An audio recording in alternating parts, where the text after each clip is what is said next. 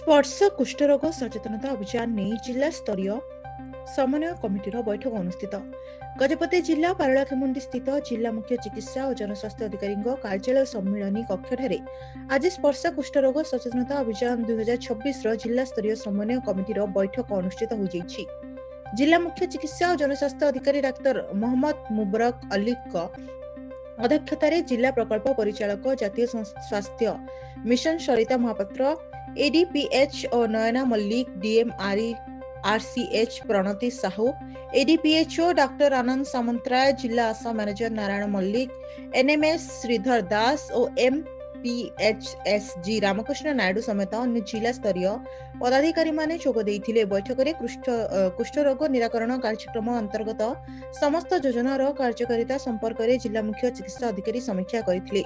कुष्ठरोग सचेतनता बुद्धि निमंते चलित जनवरी 30 रु फेब्रुआरी 13 तारिख पर्यंत जिला सारा स्पर्श कुष्ठरोग सचेतन अभियान चलिबो।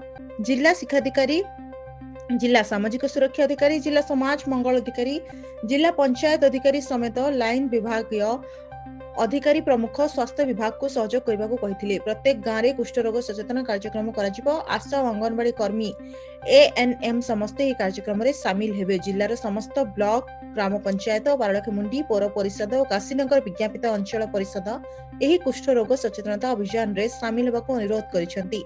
ପରେ ଜିଲ୍ଲା ମୁଖ୍ୟ ଚିକିତ୍ସା ଓ ଜନସ୍ୱାସ୍ଥ୍ୟ ଅଧିକାରୀ ସ୍ପର୍ଶ କୁଷ୍ଠ ସଚେତନତା ପାଇଁ ସମସ୍ତ ଅଧିକାରୀଙ୍କୁ ଏକ ଶପଥ ପାଠ କରାଇଥିଲେ।